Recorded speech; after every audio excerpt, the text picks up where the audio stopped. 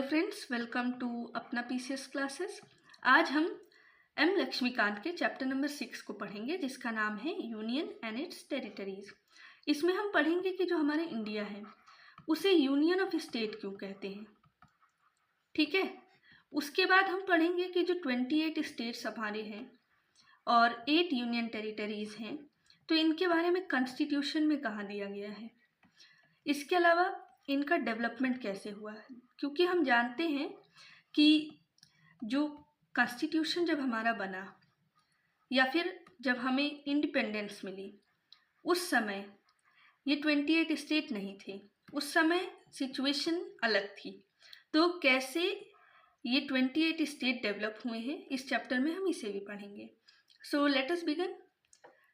यहाँ हम पढ़ते हैं सबसे पहले पार्ट 1। पार्ट 1 जो कॉन्स्टिट्यूशन का है वो डील करता है यूनियन एंड टेरिटरी का। तो पहला बात आ गई कि यूनियन एंड टेरिटरी कहाँ डील किया जाता है कॉन्स्टिट्यूशन में। तो पार्ट 1 में आर्टिकल नंबर 1 to 4। ठीक, तो आर्टिकल 1 में क्या कहा है, सबसे पहले हम जानते हैं कि जो आर्टिकल 1 है इसमें क्या कहा है। तो आर्टिकल 1 में ये कहा गया है कि जो इंडिया है that is Bharat as union of state. ठीक, तो इससे हमें दो बात पता चलती है। पहला क्या कि हमारे देश का नाम क्या है। तो नाम क्या है, इंडिया और भारत दोनों हैं। ठीक है, इसके बाद दूसरा है कि हमारा जो भारत है, इंडिया है, वो एक यूनियन ऑफ स्टेट है। तो यूनियन ऑफ स्टेट से मतलब क्या है, मतलब कि हमारा जो गवर्नेंस है या हमारा जो पॉलिटिकल स्ट्रक्चर है, पॉलिटी है, वो कैसी है। ठीक है, तो नेम के बारे में जब हम जानते हैं तो कॉन्स्टिट्यूएंट असेंबली में, जो कॉन्स्टिट्यूएंट असेंबली बॉडी है जिसने कॉन्स्टिट्यूशन बनाया, तो वहाँ पे कोई भी अनएनिमिटी नहीं थी नाम के रिगार्डिंग। अनएनिमिटी मतलब सर्वसम्मति, सर्वसम्मति नहीं थी, मतलब सबका अलग अलग व्यू था कि नाम क्या होना चाहिए। कुछ लोगों का कहना था कि ट्रेडिशनल नाम हो भारत, कुछ लोगों का कहना था कि मॉडर्न नाम हो इंडिया। इसीलिए कॉन्स्टिट्यूएंट असेंबली ने हमारे दोनों नाम के मिक्स को अडॉप्ट किया, that is India, that is Bharat. ठीक है, नेक्स्ट आ जाते हैं पॉलिटी, यानी यूनियन ऑफ स्टेट टर्म पे हमारा क्या इंटरप्रिटेशन है। ठीक है, तो जो कंट्री है उसे यूनियन कहा गया है, लेकिन हम जानते हैं जैसे कि हमने कॉन्स्टिट्यूशन के सेलिएंट फीचर में पढ़ दिया है कि हमारा जो कॉन्स्टिट्यूशन है वो फेडरल है। तो फेडरल है तो फेडरेशन ऑफ स्टेट क्यों नहीं लिखा है ना, फेडरेशन ऑफ स्टेट लिख देना चाहिए था। फेडरल है तो क्यों यूनियन ऑफ स्टेट लिखा। तो इसके पीछे का कारण समझाते हुए डॉक्टर BR अम्बेडकर जी ने कहा कि फेडरेशन ऑफ स्टेट को इसलिए नहीं चुना गया और यूनियन ऑफ स्टेट को इसलिए चुना गया क्योंकि जो इंडिया का फेडरेशन है वो किसी भी एग्रीमेंट का रिजल्ट नहीं है। ठीक है, अब जैसे कि अमेरिकन फेडरेशन है, अब इसका मतलब क्या है, जैसे अमेरिका का जो फेडरेशन है उसमें 50 स्टेट्स हैं और 50 स्टेट्स ने आपस में एक एग्रीमेंट किया है कि हम लोग साथ में रहेंगे। ठीक है, तो इन्होंने एग्रीमेंट किया, बट जो हमारे 28 स्टेट्स हैं उन्होंने कोई एग्रीमेंट नहीं किया, क्योंकि हमारा एक देश है। इस एक देश को हमने पार्ट में डिवाइड किया है ताकि हम अच्छे से कार चला सके। तो ये जो एग्रीमेंट वाला जो सीन होता है इसे हम बोलते हैं कमिंग टुगेदर फेडरेशन। क्या बोलते हैं, देखिए, coming together federation, coming together federation. और ये जो हमारा है जैसे 28 स्टेट, इसे बांटा गया है, तो इसे हम क्या बोलते हैं, इसे बोलते हैं हम holding together federation, holding together federation. ठीक, तो जो हमारा पॉलिटी का टाइप है वो होल्डिंग टुगेदर फेडरेशन है। ठीक है, नेक्स्ट उन्होंने कहा कि जो स्टेट्स हैं उन्हें फेडरेशन से सिसीड करने का राइट नहीं है। ठीक है, सिसीड मतलब कि बाहर निकलने का राइट नहीं है। तो फेडरेशन यूनियन क्यों है, क्योंकि ये इनडिस्ट्रक्टिबल है। ठीक है, इनडिस्ट्रक्टिबल मतलब इसे तोड़ा नहीं जा सकता। जितनी भी स्टेट है वो वहीं पे इंटैक्ट रहेंगे, उन्हें कोई अधिकार नहीं है कि वो अपने इंडिया से बाहर जा सके।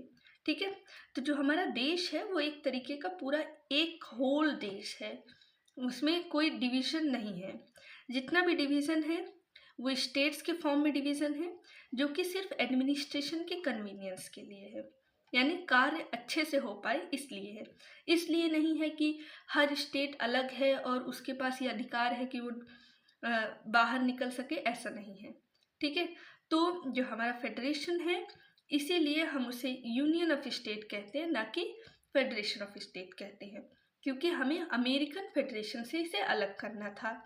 ठीक है, तो B.R. अम्बेडकर जी ने दो बात कही। पहली बात क्या कही कि जितना भी इंडिया का जो फेडरेशन है वो किसी एग्रीमेंट का रिजल्ट नहीं है, और दूसरा कि जितने भी स्टेट्स हैं उन्हें फेडरेशन से निकलने का अधिकार नहीं है। अब आ जाते हैं आर्टिकल नंबर 1 पे। आर्टिकल 1 क्या कहता है? आर्टिकल 1 कहता है कि जो इंडिया की टेरिटरी हैं उन्हें क्लासिफाई किया जा सकता है 3 कैटेगरीज में। पहला क्या है? टेरिटरी ऑफ द स्टेट,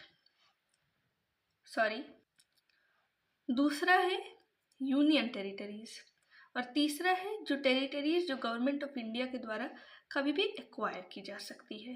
ठीक है, तो आगे चलते हैं।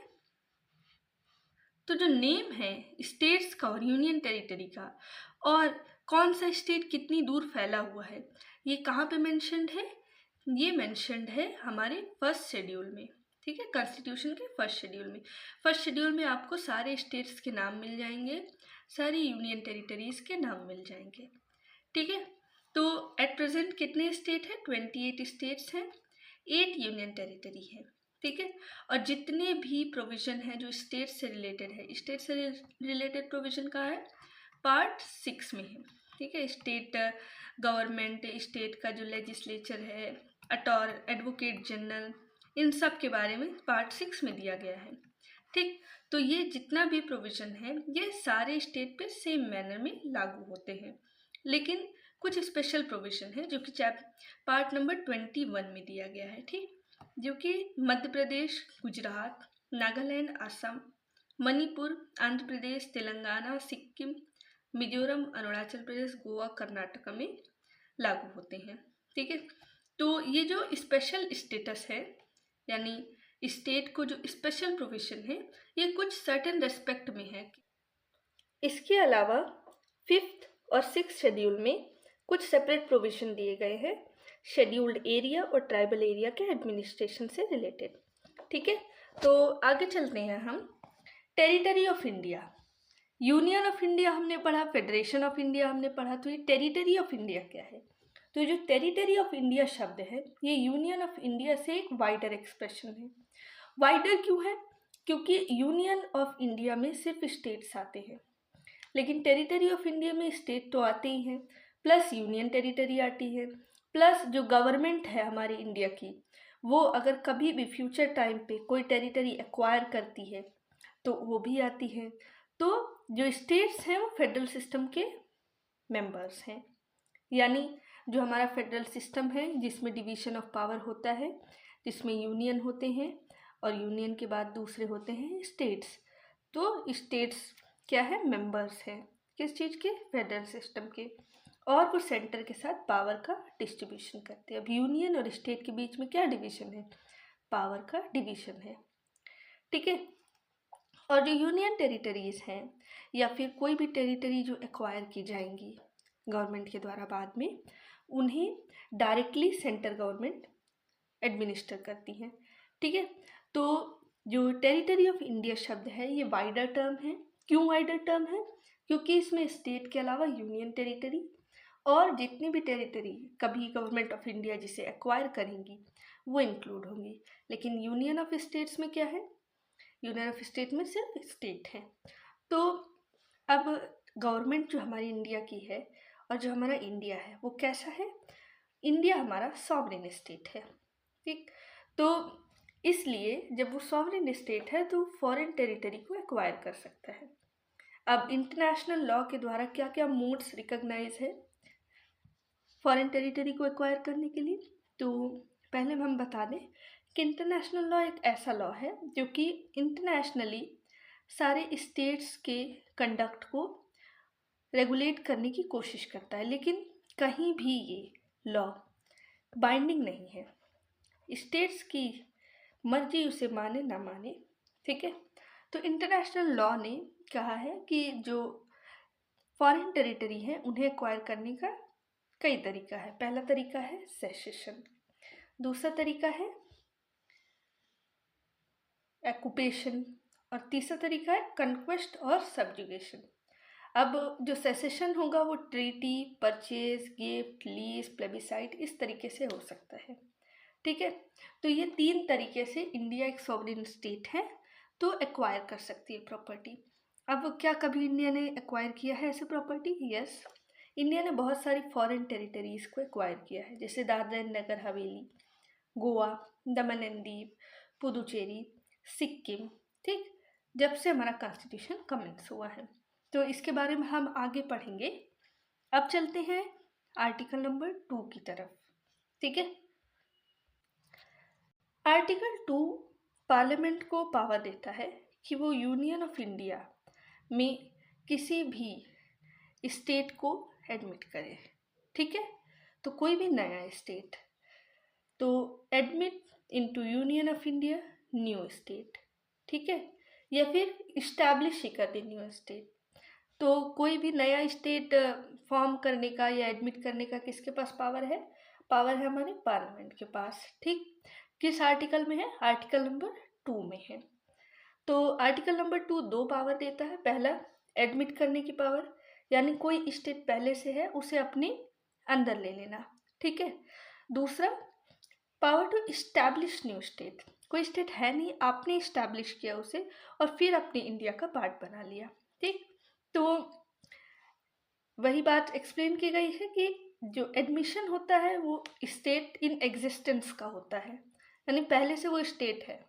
लेकिन इस्टेब्लिशमेंट जो होता है स्टेट का, वो स्टेट पहले से एग्जिस्टेंस में नहीं होता, वो पार्लियामेंट एग्जिस्टेंस में उसे लाएंगी, ठीक है। तो जो आर्टिकल 2 है ये उन स्टेट की बात करता है जो कि यूनियन ऑफ इंडिया के कभी पार्ट नहीं थे, यानी न्यू स्टेट की बात हो रही है। इसके बाद जो हम आर्टिकल पढ़ेंगे, आर्टिकल नंबर 3, वहाँ पे न्यू स्टेट की बात नहीं हो रही, और यही अंतर है आर्टिकल 2 और 3 में, ठीक है। आगे चलते हैं। जैसे आर्टिकल 3 क्या है? जो इंडिया में स्टेट्स हैं उनमें कोई नया स्टेट बनाना, उनके एग्जिस्टिंग स्टेट के बाउंड्रीज को या उनके स्टेट को चेंज करना, इस वजह से जो आर्टिकल 3 है उसे हम कहते हैं इंटरनल रीएडजस्टमेंट के बारे में है वो, ठीक। इंटर से, इंटरनल रीएडजस्टमेंट, इंटर से यानी आपस में इंटरनल रीएडजस्टमेंट हो रहा है, ठीक है। जैसे उत्तर प्रदेश में रीएडजस्टमेंट हुआ और क्या आया? उत्तराखंड आया, ठीक है। तो इस तरीके से ये कहाँ से हुआ? ये आर्टिकल नंबर 3 से हो रहा है। तो अब आ जाते हैं हम parliament power to reorganise the state. Article 3 जो है वो पार्लियामेंट को बहुत सारी पावर देता है स्टेट के रीऑर्गेनाइजेशन से रिलेटेड। पहला पावर है कि किसी भी स्टेट की टेरिटरी से सेपरेट करके एक नया स्टेट बना सकते हैं, ठीक है। या दो से ज़्यादा स्टेट को या किसी स्टेट के पार्ट को या फिर किसी यूनियन टेरिटरी को, किसी भी टेरिटरी को किसी स्टेट में जोड़ के एक नया स्टेट बनाया जा सकता है। इसका मतलब कि पार्लियामेंट चाहे तो एक बड़ा स्टेट है उसे तोड़ के एक नया स्टेट बना दे, 2 बड़े स्टेट है तो एक हिस्सा एक स्टेट से ले, एक हिस्सा एक स्टेट से ले, दोनों को जोड़ के एक नया स्टेट बना दे। या कोई टेरिटरी है और स्टेट है तो आधा हिस्सा स्टेट का ले, आधा हिस्सा टेरिटरी का ले, जोड़ के एक नया स्टेट बना दे। सब पावर है पार्लियामेंट के पास। किसी स्टेट का एरिया इंक्रीज कर दे, किसी स्टेट का एरिया डिक्रीज कर दे, डिमिनिश कर दे, किसी स्टेट की बाउंड्री चेंज कर दे कि उत्तर प्रदेश बढ़ गया, मध्य प्रदेश की बाउंड्री कम हो गई, सब पार्लियामेंट के पास पावर है। और किसी स्टेट का नाम चेंज कर दे। लेकिन पार्लियामेंट को ये करने के लिए 2 कंडीशन की ज़रूरत है। पहला कंडीशन क्या है कि एक कंडीशन ये है कि पार्लियामेंट इस बिल को इंट्रोड्यूस करेगी। कैसे इंट्रोड्यूस करेगी? प्रेसिडेंट के प्रायर रिकमेंडेशन से, यानी प्रेसिडेंट है उनका पहले से ही आपको रिकमेंडेशन मिल जाना चाहिए, जस्ट लाइक मनी बिल, है ना। दूसरा कि रिकमेंड करने से पहले प्रेसिडेंट को इस बात को स्टेट लेजिस्लेचर को रिफ़र करना पड़ेगा, ठीक है। लेकिन अब रिफ़र करने के बाद सवाल ये उठता है कि क्या स्टेट्स के जो भी व्यूज़ हैं उसे माना जाएगा। तो पार्लियामेंट या फिर प्रेसिडेंट जो स्टेट लेजिस्लेचर के व्यूज़ से कोई भी बाउंड नहीं है, ठीक है। और वो उन्हें एक्सेप्ट भी कर सकते हैं, रिजेक्ट भी कर सकते हैं, ठीक है। चाहे उन्हें समय से मिला हो, लेट से मिला हो, बहुत जल्दी रिप्लाई मिल गया हो, उससे कोई फ़र्क नहीं पड़ता है, ठीक। इसके अलावा ये ज़रूरी नहीं है कि लेजिस्लेचर को हर बार रिफ़र किया जाए। यानी अगर एक बार प्रेसिडेंट ने रिफ़र कर दिया है व्यूज़ के लिए, व्यूज़ आ गए, अब माना जाए या तो एक्सेप्ट करेंगे या तो रिजेक्ट करेंगे, दोनों में से एक चीज़ किया, नहीं किया, एक्सेप्ट रिजेक्ट कर दिया, तो अब बार बार अगर बिल मूव हो रहा है तो बार बार लेजिस्लेचर को भेजने की ज़रूरत नहीं है, ठीक है। पार्लियामेंट खुद एक्शन ले सकती है। तो ये क्लियर हो गया है कि जो पार्लियामेंट की पावर है स्टेट, नए स्टेट बनाने के लिए या फिर किसी भी एग्जिस्टिंग स्टेट के एरिया, बाउंड्री या नेम को अल्टर करने के लिए, तो कॉन्स्टिट्यूशन उन्हें ऑथराइज करता है कि वो इस पावर का इस्तेमाल बिना स्टेट के कंसेंट के कर सकते हैं। इसका मतलब पार्लियामेंट अपने हिसाब से, अपने will pay political map India का रीड्रॉ कर सकते हैं। यानी इसमें स्टेट के पास पावर नहीं है कि वो वहाँ पे रोक पाए। इसीलिए जो टेरिटोरियल इंटीग्रिटी है या कंटिन्यूड एक्सिस्टेंस ऑफ स्टेट की, वो गारंटीड नहीं है कॉन्स्टिट्यूशन का। तो इसीलिए हमारा स्टेट जो इंडिया है उसे an indestructible union of destructible state कहा गया है।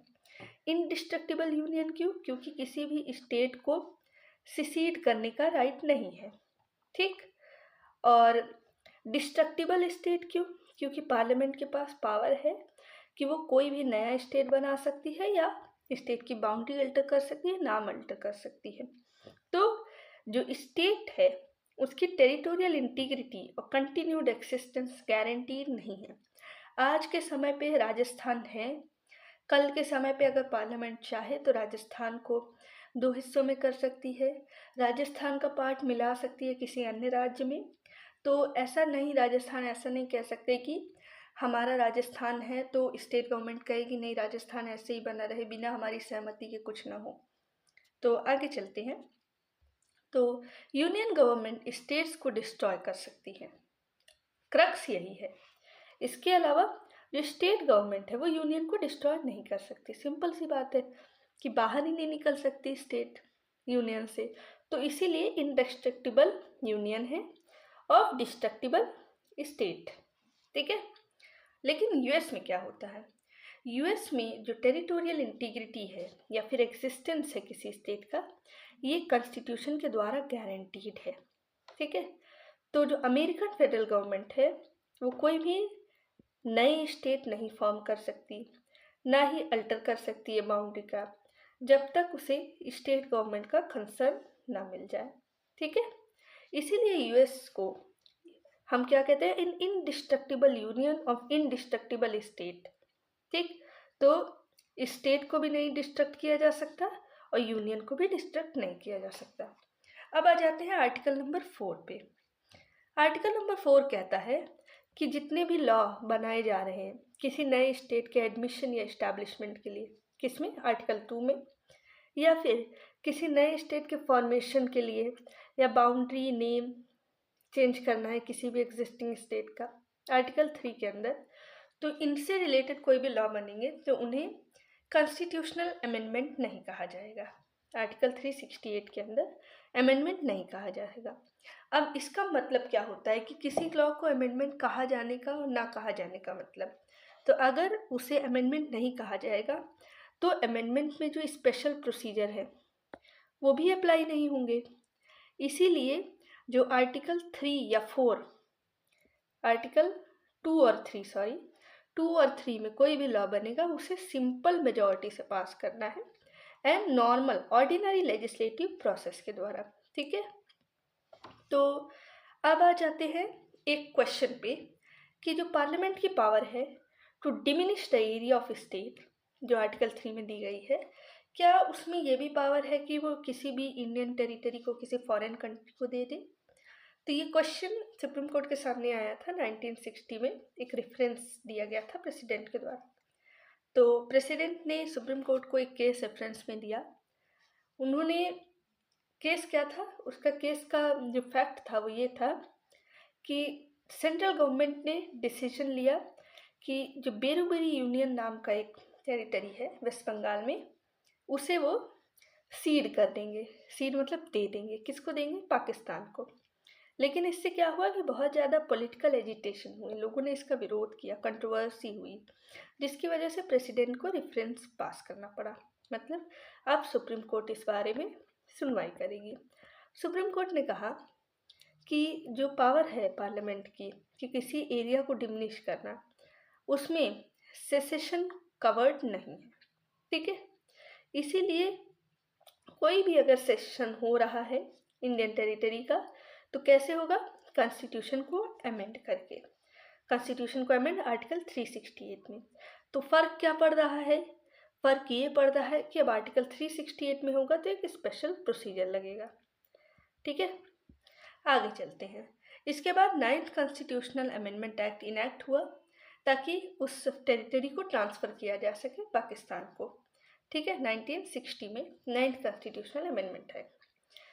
सुप्रीम कोर्ट ने 1969 में क्या कहा कि जितनी भी इंडिया और या किसी अलग देश की बाउंड्री डिस्प्यूट का सेटलमेंट है, उसे कॉन्स्टिट्यूशनल अमेंडमेंट की रिक्वायरमेंट नहीं है, यानी इसे नॉर्मल एग्जीक्यूटिव एक्शन से किया जा सकता है।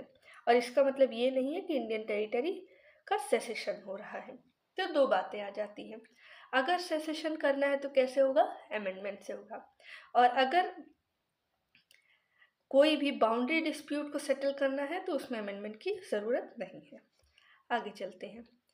Exchange of territory with Bangladesh, ये एक इम्पॉर्टेंट कॉन्स्टिट्यूशनल अमेंडमेंट है, 100 कॉन्स्टिट्यूशनल अमेंडमेंट एक्ट। इसने ये कार्य किया था कि जितनी भी टेरिटरी हैं इंडिया में, उनको कुछ टेरिटरीज़ को बांग्लादेश को ट्रांसफ़र किया और कुछ टेरिटरीज़ को बांग्लादेश से खुद ट्रांसफ़र किया, एग्रीमेंट हुआ, ठीक है। तो acquirement of certain territory by India, Bangladesh से इंडिया को कुछ एक्वायर हुआ, ठीक। दूसरा ट्रांसफ़र ऑफ सर्टेन टेरिटरी तो बांग्लादेश हुआ।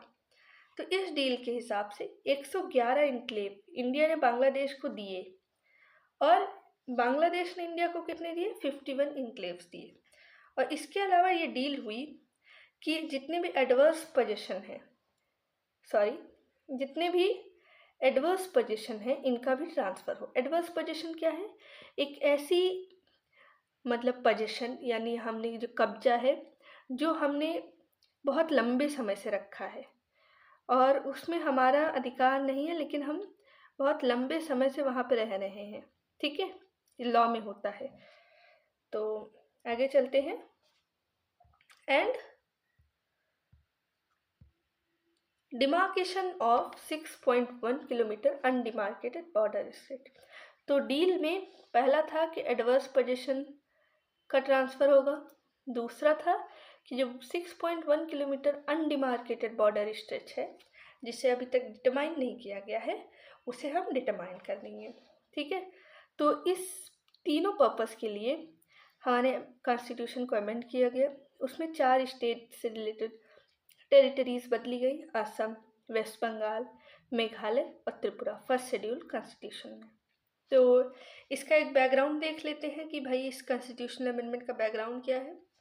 तो इंडिया और जो बांग्लादेश है उनकी अप्रोक्सीमेटली 4000 किलोमीटर 4096 किलोमीटर की बाउंड्री है, ठीक। और इसे रेडक्लिफ अवार्ड 1947 के द्वारा डिटरमाइन किया गया था। आपको पता है Radcliffe award India and Pakistan के बीच में डिवीज़न की बात करता है, बाउंड्री की।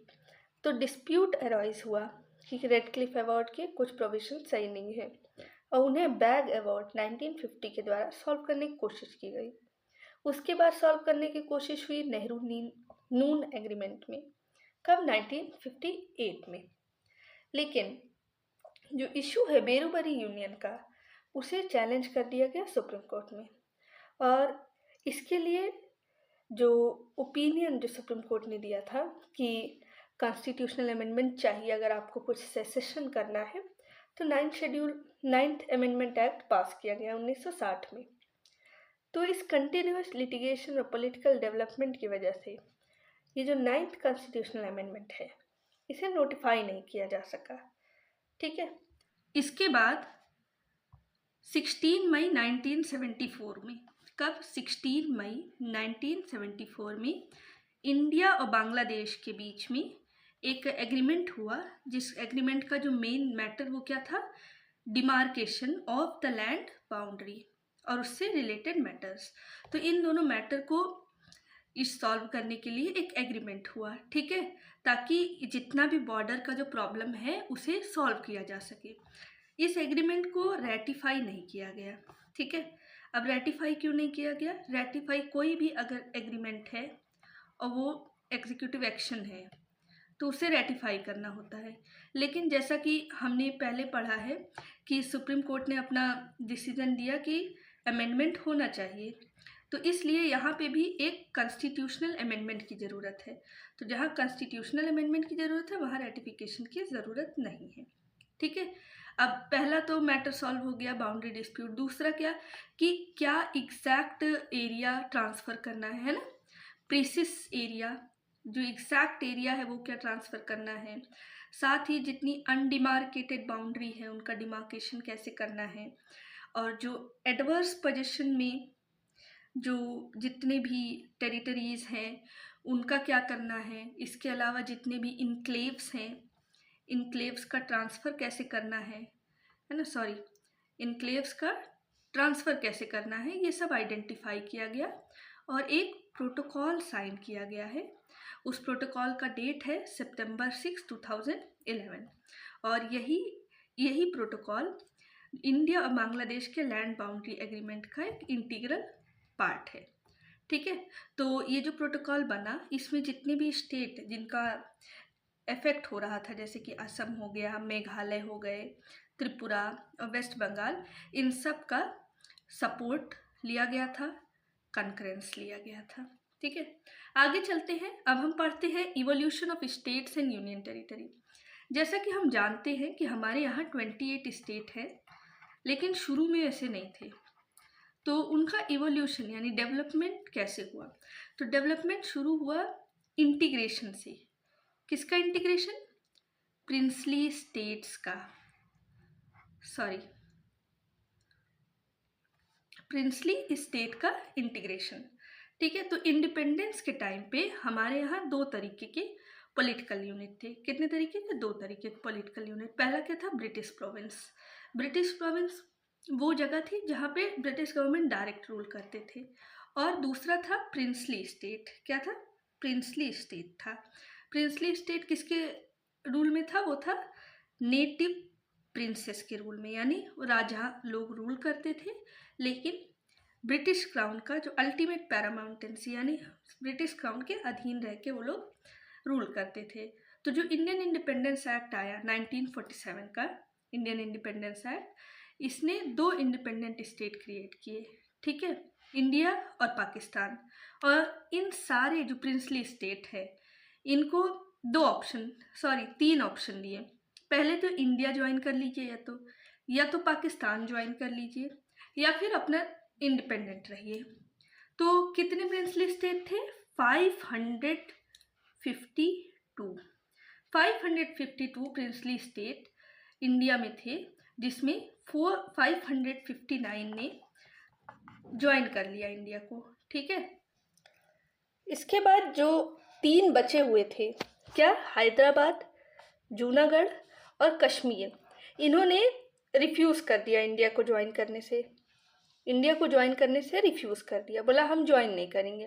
लेकिन धीरे धीरे हैदराबाद को पुलिस एक्शन के द्वारा अपना कंट्रोल में लाया गया। जूनागढ़ में रिफरेंडम हुआ। रिफरेंडम एक ऐसा प्रोसेस है जिससे लोगों का वोट जानते हैं किसी पर्टिकुलर मैटर पे। किस पे? किसी पर्टिकुलर मैटर पे व्यू जाना जाता है, ठीक है, रेफरेंडम से। और उसके बाद जो कश्मीर है, कश्मीर में इंस्ट्रूमेंट ऑफ एसेशन के द्वारा जो है कश्मीर को अपने देश में लाया गया, मतलब अपने देश के फोल्ड में लाया गया।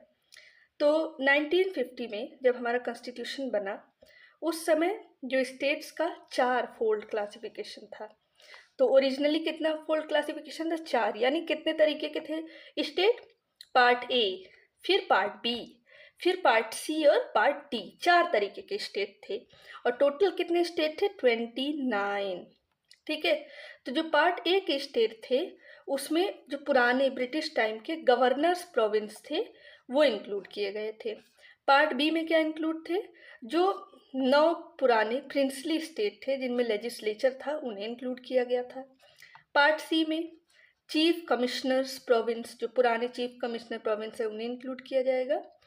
और इस पार्ट सी में लगभग 10 स्टेट थे जो कि सेंट्रली एडमिनिस्टर होते थे। ठीक है। और लास्ट जो पार्ट था उसमें सिर्फ एकमात्र स्टेट था, अंडमान एंड निकोबार आइलैंड। ठीक है। अब ये जो क्लासिफिकेशन है ये बाद में हट गया, तो आगे देखते हैं कैसे हटा। अब पढ़ते हैं हम धार कमीशन और जेवीपी कमेटी। अब जो सबसे पहला प्रोसेस हुआ इंटीग्रेशन। जैसे कि हम जानते हैं कि इंडिपेंडेंस के समय में हमारे पास 552 प्रिंसली स्टेट्स थे। फिर इनका इंटीग्रेशन हुआ और ये सारे इंडिया में ला दिए गए और कुछ स्टेट्स के तौर में लाए गए, जिसमें 4 पार्ट में स्टेट था, ए, बी, सी और डी। ठीक है। अब इसके बाद एक आता है 7th कॉन्स्टिट्यूशनल अमेंडमेंट, जिससे ये जो ABCD है, ये जो ABCD है इसे सबको हटा दिया गया। तो इसका क्या प्रोसेस है हम यही पढ़ेंगे। तो जो इंटीग्रेशन है प्रिंसली स्टेट का, वो तो एक एडहॉक अरेंजमेंट था। एडहॉक अरेंजमेंट था, अभी तो नॉर्मल ये अरेंजमेंट है, लेकिन इससे भी ज़्यादा करना था। तो क्या हुआ कि अलग अलग स्टेट से डिमांड आने लगी कि जैसे कि साउथ इंडिया से डिमांड आई कि जो हमारा स्टेट है उसे लिंग्विस्टिक बेसिस पे रीऑर्गेनाइज किया जाए। लिंग्विस्टिक बेसिस मतलब on the basis of language. ठीक। तो जून 1948 में गवर्नमेंट ऑफ इंडिया ने लिंग्विस्टिक प्रोविंस कमीशन अपॉइंट किया गया। तो कब किया? जून 1948 में। क्या किया? Linguistic province commission. इसके चेयरमैन कौन थे? SK धर। यही है धर कमीशन। ये जांच करने के लिए किया कि ये जो लिंग्विस्टिक बेसिस पे आप मांग रहे हैं कि हमें एक स्टेट दिया जाए लिंग्विस्टिक बेसिस पे, क्या ये डिमांड सही है या गलत है। ठीक। तो कमीशन ने अपनी रिपोर्ट सबमिट की दिसंबर 1948 में। ठीक है।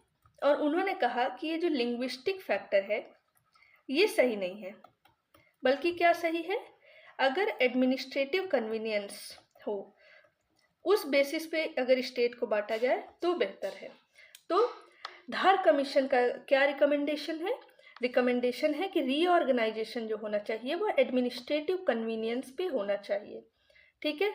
ना कि लिंग्विस्टिक फैक्टर पे। Linguistic factor no, administrative factor yes. तो इससे क्या हुआ कि बहुत सारे प्रॉब्लम आए, लोगों ने विरोध किया। तो एक नया कमीशन आया, कांग्रेस ने बनाया दिसंबर 1948 में। ठीक है। फिर से यही क्वेश्चन को फ्रेश सुनने के लिए, इसमें कौन कौन था? जवाहरलाल नेहरू जी, वल्लभ भाई पटेल और पत्तावी सीतारमैया। इसीलिए इसे पॉपुलरली हम JVP कमेटी कहते हैं। कोई चेयरमैन कन्वेयर नहीं था और इन्होंने रिपोर्ट अपनी सबमिट की अप्रैल 1949 में, और इन्होंने लैंग्वेज को रिजेक्ट किया as a basis of reorganisation of state. तो अभी तक हम देख रहे हैं कि सबसे पहले आया धार कमीशन, इन्होंने भी लैंग्वेज को रिजेक्ट कर दिया। ठीक है। फिर आया JVP कमीशन, इन्होंने भी लैंग्वेज को रिजेक्ट कर दिया। ठीक है। और डिमांड क्या चल रही है? डिमांड चल रही है कि भाई लैंग्वेज के बेसिस पे स्टेट बनाइए। तो आगे देखते हैं। तो अक्टूबर 1953 में इतना ज़्यादा डिमांड आ गया था कि गवर्नमेंट को पहला लिंग्विस्टिक स्टेट बनाना पड़ा, आंध्र प्रदेश। तो क्वेश्चन आएगा पहला लिंग्विस्टिक स्टेट क्या है? तो पहला लिंग्विस्टिक स्टेट है आंध्र प्रदेश। ठीक है। कब? 1953 में बना। ठीक है, इसमें क्या किया गया, जो मद्रास स्टेट है उसमें से तेलुगु स्पीकिंग एरिया को बाहर निकाल लिया गया। देखिए भाषा के आधार पे हुआ ना। क्यों हुआ, वहाँ पे बहुत ज़्यादा एजिटेशन हो रहा था, बहुत विरोध हो रहा था। और पोट्टी श्रीरामलू एक कांग्रेस पर्सन थे, उन्होंने 56 डेज का हंगर स्ट्राइक किया था सिर्फ इसलिए कि आंध्र प्रदेश को बनाया जाए। अब 1953 में आंध्र प्रदेश बनने के बाद और सारे स्टेट ने अपना डिमांड करना शुरू कर दिया। किस बेसिस पे, लिंग्विस्टिक बेसिस पे। ठीक है, तो अब एक नया कमीशन बना, कौन सा, 3 member state reorganisation commission. Chairman कौन थे, फजल अली, इसीलिए हम इसे अक्सर फजल अली कमेटी भी जानते हैं, फजल अली कमेटी या फिर स्टेट रीऑर्गेनाइजेशन कमेटी। अब इसके 2 और मेंबर कौन थे, KM पनिकर, HN कुंजरू। इन्होंने अपनी रिपोर्ट सितंबर 1955 में सबमिट की और लैंग्वेज को ब्रॉडली एक्सेप्ट किया। ठीक है, और इन्होंने कहा कि जो थ्योरी है, लैंग्वेज को एक्सेप्ट किया जा सकता है, लेकिन 1 लैंग्वेज और 1 स्टेट की थ्योरी को एक्सेप्ट नहीं किया जा सकता। तो इनका कहना था कि जो इंडिया की यूनिटी है उसे प्राइमरी कंसिडरेशन दिया जाए, यानी सबसे पहला जो कंसिडरेशन है वो भारत की एकता को देना चाहिए। तो 4 मेजर फैक्टर इन्होंने आइडेंटिफाई किए। पहला, unity and security of India को प्रिजर्व करना और उसे स्ट्रेंथन करना। ठीक है, दूसरा, लिंग्विस्टिक और कल्चरल होमोजेनिटी। ठीक है, यानी कल्चर और लैंग्वेज के बेसिस पे होमोजेनिटी हो। तीसरा, फाइनेंशियल, इकोनॉमिक, एडमिनिस्ट्रेटिव कंसिडरेशन। ठीक है, चौथा, planning and promotion of welfare of people, लोगों का भलाई। ठीक है, पूरे स्टेट में एज वेल एज पूरे नेशन में। ठीक है, तो हमने देखा कि सबसे पहले आया धर कमेटी, धर ने लैंग्वेज को रिजेक्ट किया। उसके बाद आया JVP कमेटी, इन्होंने भी लैंग्वेज को रिजेक्ट किया। उसके बाद आया फजल अली कमेटी, इन्होंने लैंग्वेज को अप्रूव किया लेकिन 4 फैक्टर भी दे दिए उसके साथ। ठीक है, तो फजल अली कमेटी ने इसके अलावा क्या कहा, तो इसके अलावा उन्होंने 4 फोल्ड क्लासिफिकेशन जो स्टेट के थे ABCD वाले, उन्हें एबॉलिश करवाने का सजेशन दिया। हाँ, और 16 स्टेट और 3 सेंट्रली एडमिनिस्ट्रेड टेरिटरी को बनाने का प्रस्ताव दिया और इस प्रस्ताव को गवर्नमेंट ऑफ इंडिया ने एक्सेप्ट कर लिया। ठीक है, और एक्सेप्ट करने के बाद स्टेट रीऑर्गेनाइजेशन एक्ट 1956 के द्वारा और 7th कॉन्स्टिट्यूशनल अमेंडमेंट एक्ट 1956 के द्वारा, इन दोनों के द्वारा part A, part B, part C, इन सब के डिस्टिंक्शन को एबॉलिश कर दिया गया। तो फजल अली कमेटी का सबसे मेन रिकमेंडेशन 4 फोल्ड क्लासिफिकेशन को क्या कर दीजिए, एबॉलिश कर दीजिए। और इसके लिए इसके रिकमेंडेशन पे क्या आया, state reorganisation act, 7th constitutional amendment act आया। ठीक है, कई सारे स्टेट को मर्ज किया गया, कुछ को यूनियन टेरिटरी बनाया गया। एज अ रिजल्ट लास्ट में हमारे पास 14 स्टेट और 6 यूनियन टेरिटरी क्रिएट हो गए। कब, 1 नवंबर 1956 को। ठीक है, आगे चलते हैं। अब जो स्टेट रीऑर्गेनाइजेशन एक्ट है, इसका थोड़ा डिस्क्रिप्शन देखते हैं कि इन्होंने केरला का एक नया स्टेट बनाया। कैसे बनाया, ट्रावनकोर कोचीन स्टेट को मालाबार डिस्ट्रिक्ट जो मद्रास का है उन दोनों को जोड़ दिया और कसारगोड़े जो साउथ कैनरा का है उसको भी जोड़ दिया, तो बना केरला। इसके बाद हैदराबाद स्टेट के जो तेलुगु स्पीकिंग एरिया है उन्हें आंध्र प्रदेश से जोड़ के आंध्र प्रदेश स्टेट बना दिया। अब इसके बाद इन्होंने मध्य भारत स्टेट, विंध्य प्रदेश स्टेट और भोपाल स्टेट को मिला के क्या बना दिया, मध्य प्रदेश स्टेट बना दिया। इसी तरह सौराष्ट्र स्टेट, कच्छ स्टेट को मिला के बॉम्बे बना दिया। कोर्ग स्टेट को मैसूर में जोड़ दिया, है ना। पटियाला और ईस्ट पंजाब स्टेट यूनियन को, पेप्सू को पंजाब स्टेट बना दिया। अजमेर स्टेट को राजस्थान बना दिया। और इसने कई यूनियन टेरिटरी क्रिएट की, जैसे कि लक्षद्वीप जो अब हम जानते हैं लक्षद्वीप के नाम से, मिनिकॉय एंड अमन दीवी आइलैंड, ये तीनों का नाम अब लक्षद्वीप है, जो कि मद्रास स्टेट से डिटैच किया गया। अब आ जाते हैं नए स्टेट। 1956 एक ऐसा ईयर था जिस साल सबसे बड़ा चेंज हुआ। इस साल ABCD स्टेट को हटाकर क्या लाया गया, 14 स्टेट और 6 यूनियन टेरिटरी। अब इस 14 स्टेट और 6 यूनियन टेरिटरी से 28 स्टेट और 8 यूनियन टेरिटरी का हमारा सफ़र अब हम तय करेंगे। ठीक है, तो इतना रीऑर्गेनाइजेशन हुआ 1956 में, फिर भी अभी पॉलिटिकल मैप इंडिया का अभी चेंज हुआ। क्यों? क्योंकि पॉपुलर एजिटेशन हो रहे थे, लोगों का विरोध हो रहा था, पॉलिटिकल कंडीशन ऐसे थे जिनमें चेंज करना जरूरी हो गया था। ठीक है, कुछ मांग थी कि लैंग्वेज के बेसिस पे कुछ स्टेट्स को बनाया जाए, कुछ का ये था कि कल्चरल होमोजिनिटी के हिसाब से, यानी जिस इस एरिया का कल्चर सेम है उन्हें बनाया जाए। तो इससे जो भी स्टेट है उनका बाइफर्केशन हुआ, यानी उनको तोड़ा गया। तो सबसे पहला बाइफर्केशन आता है हमारा महाराष्ट्र और गुजरात का। कब है? 1960 में।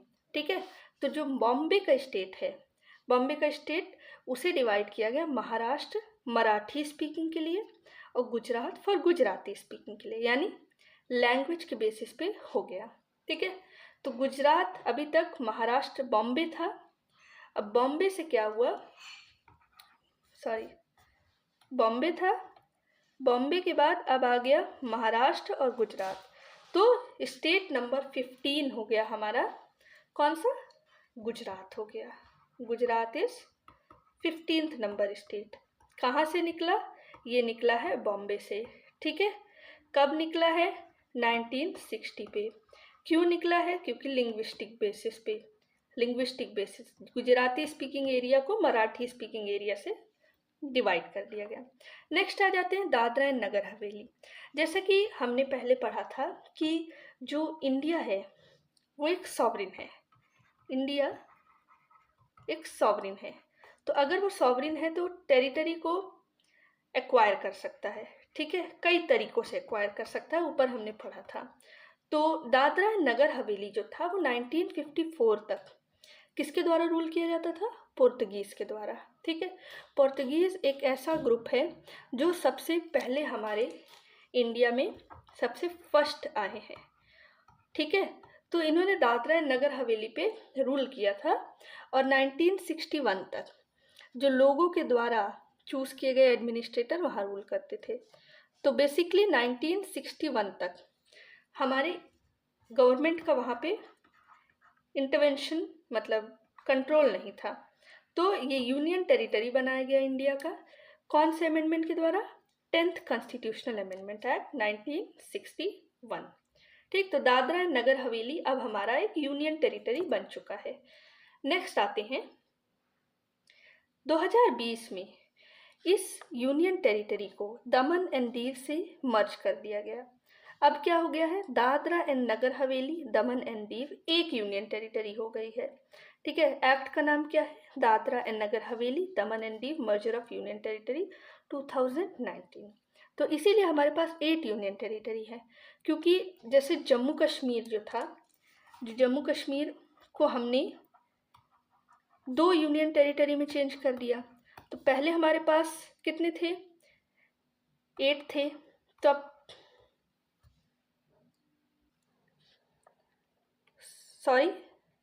पहले हमारे पास 7 थे, 7 यूनियन टेरिटरी थी, और जम्मू एंड कश्मीर के जुड़ने के बाद 9 हो जानी चाहिए।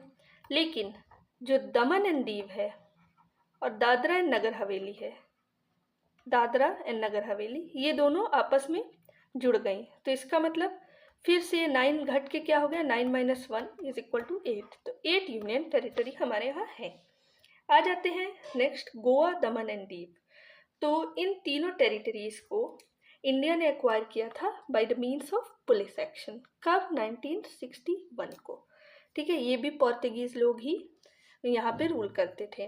ठीक है, और 12th कॉन्स्टिट्यूशनल अमेंडमेंट एक्ट 1962 से इसको एक यूनियन टेरिटरी बनाया गया। अब देखिए यूनियन टेरिटरी बढ़ रहा है, तो गोवा, दमन एंड दीव, तो गोवा पहले स्टेट नहीं था, पहले क्या था? यूनियन टेरिटरी था। 1987 में गोवा को स्टेटहुड मिला और दमन एंड दीव को एक अलग यूनियन टेरिटरी बना दी गई। ठीक है, 2020 में वही जैसे कि हमने दादरा एंड नगर हवेली का पढ़ा, तो दमन एंड दीव को दादरा एंड नगर हवेली से जोड़ दिया गया। जैसा कि हमने ऊपर पढ़ लिया है इसे। नेक्स्ट आ जाते हैं पुदुचेरी। पुदुचेरी फ्रेंच इस्टेब्लिशमेंट थी, ठीक है, फ्रेंच लोग वहाँ पे रूल करते थे एक तरीके से। पुदुचेरी, कारिकाल, माहे, यनम जगह पे, और इस टेरिटरी को इंडिया को हैंड ओवर किया गया 1954 में। देखिए, हमको आज़ादी 1947 में ही मिल गई, लेकिन ये 1954 में आया। तो देखिए कैसे इंडिया का पॉलिटिकल मैप इंडिपेंडेंस के बाद भी लंबे समय तक डेवलप होता गया। इवन 2019 में जम्मू एंड कश्मीर को भी चेंज किया गया, तो अभी चेंजेस आर कंटिन्यूअस, ठीक है। तो इसको 1962 तक एक तरीके का एक्वायर्ड टेरिटरी माना गया, ठीक है। उसके बाद 14th कॉन्स्टिट्यूशनल अमेंडमेंट एक्ट से यूनियन टेरिटरी। तो देखिए, कॉन्स्टिट्यूशनल अमेंडमेंट एक्ट कई सारे हो रहे हैं जी, क्योंकि अगर हमें किसी स्टेट को लेना है तो कॉन्स्टिट्यूशनल अमेंडमेंट एक्ट करना है। जैसे कि हमने 10th पढ़ा, फिर 12th पढ़ा, फिर 14th पढ़ा। 14th किस लिए पढ़ा? पुदुचेरी के लिए पढ़ा, ठीक है। तो अमेंडमेंट होते गए और ढेर सारी टेरिटरीज जुड़ती गई हमारे यहाँ। अब आ जाते हैं नागालैंड के लिए। नागालैंड का स्टेट पहले नहीं था, लेकिन ये कहाँ से निकला है? ये निकला है असम से, असम से निकला है। असम के नागा हिल और त्यूनसेंग एरिया को निकाल के इन दोनों को जोड़ के नागालैंड बना। कब बना? 1963 में। अभी तक देखिए, हमने पढ़ा था कि हमारे पास थे 1956 में जब स्टेट रीऑर्गेनाइजेशन एक्ट हुआ 1 नवंबर को, तो हमारे पास थे 14 स्टेट ना। अब इसमें सबसे पहला हमारे पास जुड़ा गुजरात, ठीक। तो ये हो गया 15th। नेक्स्ट हमारे पास जो जुड़ रहे हैं वो है नागालैंड, ठीक है, ये हो गए 16th। तो ये ऑर्डर हमें याद रखना है। ये कब है? 1960 में। 3 साल बाद नया स्टेट बना 1963 में, नागालैंड, ठीक है। क्यों बना? जो नागा है वो, उनका प्रोटेस्ट था, ये था कि उन्हें अलग स्टेट दिया जाए। तो इसलिए नागास के जो डिमांड को पूरा करने के लिए नागालैंड बनाया गया। आगे देखते हैं। लेकिन नागालैंड को 16th स्टेट बनाने से पहले 1961 तक उसे गवर्नर ऑफ असम के कंट्रोल में रखा गया। अब हमने 16th स्टेट पढ़ लिया, अब हम चलते हैं 17th स्टेट की तरफ। पंजाब स्टेट बनाया गया था, जैसे कि हमने आपको बताया कि पेप्सू का एरिया उसे स्टेट रीऑर्गेनाइजेशन ने पंजाब में कन्वर्ट किया। तो अब इस पंजाब को फिर से 2 हिस्सों में काटा गया। तो 2 हिस्सों में कैसे काटा गया?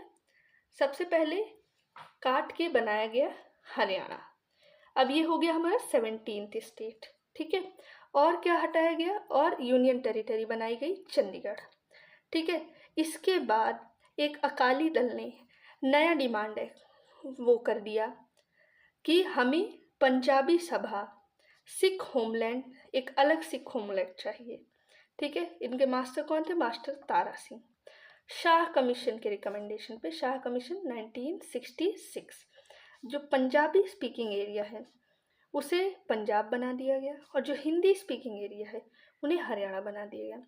तो देखिए, लिंग्विस्टिक बेसिस पे हमारा पहला स्टेट कौन सा था? पहला स्टेट था हमारा आंध्र प्रदेश। फिर उसके बाद आपने देखा कि कैसे बॉम्बे को महाराष्ट्र और गुजरात में चेंज कर दिया गया। क्यों? लैंग्वेज के बेसिस पे। अब हम देख रहे हैं कैसे जो पंजाब का स्टेट है उसे भी 2 हिस्सों में कर दिया गया लैंग्वेज के बेसिस पे, ठीक है। और जो हिल टेरिटरी है पंजाब की उसे हिमाचल प्रदेश से जोड़ दिया गया। तो 1971 में जो union territory of Himachal Pradesh था, शुरू में जो हिमाचल प्रदेश था वो कैसा था? यूनियन टेरिटरी था, उसे 18वां स्टेट बना दिया गया। तो अब आप देख रहे हैं ईयर वाइज जब हम देखते हैं तो अभी तक हम चले, सबसे पहला स्टेट बना स्टेट रीऑर्गेनाइजेशन एक्ट के बाद, वो बना है गुजरात। कब? 1960 में। दूसरा क्या बना? दूसरा बना हमारा नागालैंड, ठीक। कब? 1963 में, 3 साल बाद। तीसरा कौन सा बना? हमारा बना है हरियाणा। कब बना है? 1966 में। देखिए 3-3 साल का अंतर है। ठीक, ये हो गया हमारा 15th नंबर का स्टेट, ये 16th नंबर का, ये 17th नंबर का, है ना? सही बोल रहे हैं ना? ठीक है। उसके बाद हम आ जाते हैं 4th पे। अब आ गया हमारा हिमाचल प्रदेश, ये 18th नंबर का। कब बना? 1971 में हिमाचल प्रदेश में, हिमाचल प्रदेश को एज ए स्टेट एलिवेट किया। तो ये हम ऑर्डर याद कर रहे हैं। देखिए गुजरात, नागालैंड, हरियाणा, हिमाचल प्रदेश। नेक्स्ट चलते हैं। अब आ जाते हैं मणिपुर, त्रिपुरा और मेघालय। अब जो ईयर है 1972, ये ईयर बहुत ही ज़रूरी ईयर है। क्यों ज़रूरी ईयर है? क्योंकि जितना भी नॉर्थ ईस्ट इंडिया है वो बहुत लंबे चेंज, बहुत बड़े चेंज से गुजरा है। अभी तक हमने देखा कि नॉर्थ ईस्ट इंडिया में असम से निकालकर हमने कौन सा स्टेट बनाया? हमने बनाया नागालैंड। ठीक है, कब बनाया? हम फिर से याद कर रहे हैं, रिवीजन के लिए बार बार बोल रहे हैं। नागालैंड हमने बनाया नागालैंड बनाया हमने 1963 में। 1963 में जो नेक्स्ट चेंज आया है वो आया है अब 1972 में। कहाँ पे? नॉर्थ ईस्ट इंडिया में।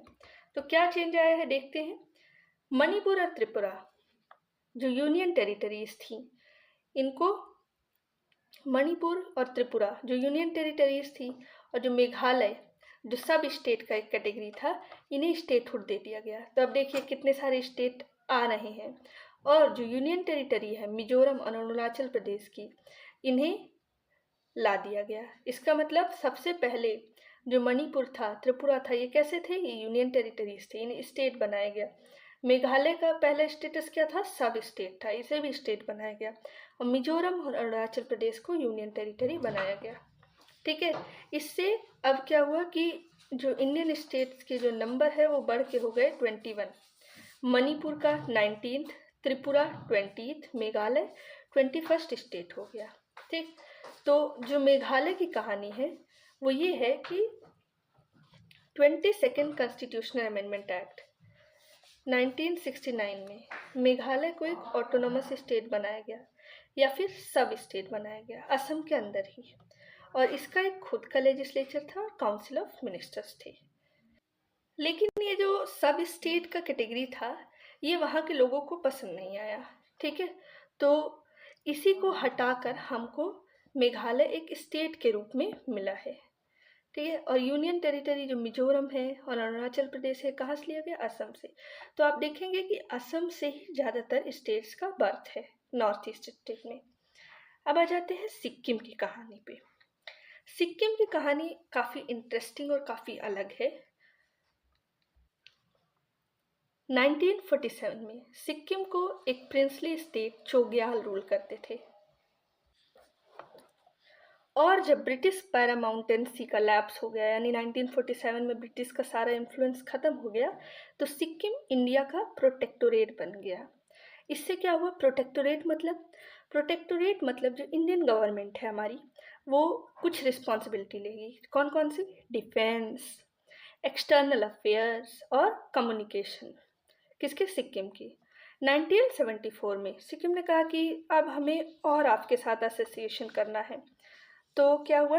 35th कॉन्स्टिट्यूशनल अमेंडमेंट एक्ट आया, पार्लियामेंट ने किया। इन्होंने क्या किया? कॉन्स्टिट्यूशन को एक एसोसिएट स्टेट का दर्जा दिया। तो देखिए, पहले था सिक्किम हमारे यहाँ प्रोटेक्टोरेट स्टेट, अब बना एसोसिएट स्टेट। और इसके लिए एक नया है आर्टिकल 2A, एक नया शेड्यूल 10th शेड्यूल को कॉन्स्टिट्यूशन में लाया गया। लेकिन ये जो एक्सपेरिमेंट है एसोसिएट स्टेट का, ये बहुत अच्छा चला नहीं। सिक्किम के लोगों ने फिर एक रेफरेंडम किया 1975 में, और उन्होंने कहा कि जो चोग्याल का इंस्टीट्यूशन है, चोग्याल रूलर है, इसको हटा दिया जाए। और हटा के क्या किया जाए? सिक्किम को भारत का एक इंटीग्रल पार्ट बना दिया जाए। और इसीलिए आया हमारा 36 कॉन्स्टिट्यूशनल अमेंडमेंट एक्ट 1975, और सिक्किम इंडिया का फुल फ्लेज स्टेट बना। कौन सा? 22nd state. ठीक है, इसने अमेंडमेंट भी किए। अमेंडमेंट क्या क्या किए? फर्स्ट और फोर्थ शेड्यूल में एक नया आर्टिकल जोड़ा 371F। क्यों? सिक्किम के एडमिनिस्ट्रेशन के लिए स्पेशल प्रोविज़न बनाने के लिए, और जो पिछला आर्टिकल 2A और 10th शेड्यूल जोड़ा गया था उसे हटा दिया गया। तो सिक्किम की कहानी बड़ी इंटरेस्टिंग है। सबसे पहले ये आया हमारा प्रोटेक्टोरेट स्टेट के तौर पे, फिर लोगों को लगा कि नहीं इससे काम नहीं चलेगा, तो क्या बना ये एसोसिएट स्टेट। ठीक, फिर लोगों को लगा नहीं इससे भी काम नहीं चलेगा, तो क्या बना फुल स्टेट। तो 22 नंबर का ये हमारा स्टेट है। इसको रूल कौन करता था? जोग्याल। ठीक, अगर सवाल पूछा जाए कि सिक्किम हमारे यहाँ कब स्टेट बना, तो स्टेट हमारे यहाँ बना है 36 कॉन्स्टिट्यूशनल अमेंडमेंट से 1975। तो 35 में सिर्फ एसोसिएट बना था, ठीक है, और 36 में फुल स्टेट बना है। ठीक है, आगे चलते हैं। मिजोरम, अरुणाचल प्रदेश, गोवा। जैसा कि हमने अभी पहले पढ़ा, ये देखिए यहाँ पे हमने पढ़ा मणिपुर, त्रिपुरा और मेघालय वाले एरिया में कि जो मिजोरम है और अरुणाचल प्रदेश है, इन्हें असम से निकाल के यूनियन टेरिटरी बनाया गया था। अब इनका कुछ और होना था यहाँ पे 1987 में। 1987 में 3 नए स्टेट बने, मिजोरम, अरुणाचल प्रदेश और गोवा। ठीक है, तो ये मिजोरम और अरुणाचल प्रदेश पहले क्या थे? पहले थे यूनियन टेरिटरी, अब क्या बन गए? स्टेट्स बन गए। और गोवा भी क्या था? पहले यूनियन टेरिटरी था, अब स्टेट बन गया। तो अब नंबर क्या हो गया? 23rd, 24th, 25th state. ठीक, और यूनियन टेरिटरी जो मिजोरम का है उन्हें स्टेट का फुल रिकॉग्निशन दे दिया गया। कब दिया गया? जब मिजोरम पीस अकॉर्ड साइन हुआ 1986 में, उसके बाद दिया गया। अब क्वेश्चन आता है कि मिजोरम पीस अकॉर्ड किसके बीच में साइन हुआ? तो साइन हुआ हमारे सेंट्रल गवर्नमेंट और मिजो नेशनल फ्रंट के बीच में, जो 20 साल की इंसर्जेंसी चल रही थी, यानी 2 डिकेड की इंसर्जेंसी, उसे ख़त्म किया। नॉर्थ ईस्ट में इंसर्जेंसी की अभी भी प्रॉब्लम है लेकिन। ठीक है, अरुणाचल प्रदेश जो यूनियन टेरिटरी था उसे भी स्टेट बना दिया गया, और गोवा का जो टेरिटरी है वो दमन एंड दीव से अलग करते हुए उसे एक स्टेट बना दिया गया। तो अब हमारे पास कितने स्टेट हो गए हैं? अब हमारे पास हो गए हैं 25 स्टेट। नए स्टेट छत्तीसगढ़, उत्तराखंड और झारखंड से रिलेटेड अमेंडमेंट। ठीक है, ये अमेंडमेंट हुए 2000 में और नए स्टेट जोड़े गए इन तीनों स्टेट्स को। तो अब ये कहाँ से निकला? छत्तीसगढ़ निकला मध्य प्रदेश से। ठीक है, हमारा उत्तराखंड यूपी से निकला, और झारखंड कहाँ से निकला? बिहार से। तीनों कब निकले? ईयर 2000 में। अब जो एमपी हो गया, छत्तीसगढ़ हो गया, ये 26th स्टेट बना, उत्तराखंड 27th, ठीक है, और झारखंड हमारा बना 28th स्टेट। तो 28 स्टेट अभी तक हो चुके हैं। नेक्स्ट स्टेट बना हमारा तेलंगाना 2014 में। 2014 में तेलंगाना का फॉर्मेशन हुआ और ये 29th स्टेट हो गया इंडियन यूनियन का। तो आंध्र प्रदेश से इसे निकाला गया बाहर। तो अब देखते हैं कि जो आंध्र प्रदेश है वो पहला स्टेट है। पहला कौन सा स्टेट है? लिंग्विस्टिक स्टेट है इंडिया का। ठीक है, और ये क्या किया गया? मद्रास में से तेलुगु स्पीकिंग एरिया को बाहर निकालते हुए बनाया गया था आंध्र प्रदेश को, और इसका कैपिटल क्या था? कुर्नूल था। और हाई कोर्ट कौन था? स्टेट हाई कोर्ट कहाँ था? गुंटूर में था। ठीक है, तो ये आंध्र प्रदेश के बारे में थोड़ी जानकारी हो गई। अब आ जाते हैं state reorganisation act. Andhra Pradesh के इतिहास के बारे में बात कर रहे हैं हम। तो जैसे कि हमने पढ़ा, आंध्र प्रदेश पहला लिंग्विस्टिक स्टेट है। मद्रास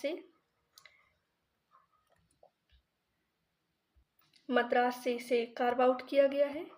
लेकिन इसके बाद जो स्टेट रीऑर्गेनाइजेशन एक्ट है, इन्होंने क्या किया कि जो तेलुगु वाला एरिया है उसको जोड़ दिया आंध्र प्रदेश से, ताकि आंध्र प्रदेश बड़ा हो जाए। तो कैपिटल क्या हो गया? कैपिटल हो गया हैदराबाद। ठीक है, अब तेलुगु स्टेट फिर क्या हुआ कि आंध्र प्रदेश रीऑर्गेनाइजेशन एक्ट आया 2014 का, और इन्होंने फिर आंध्र प्रदेश और तेलंगाना में डिवीज़न कर दिया। तो आंध्र प्रदेश कई बार जो है डेवलपमेंट से गुजरा है। अब आ जाते हैं हम latest development, Jammu and Kashmir, Ladakh.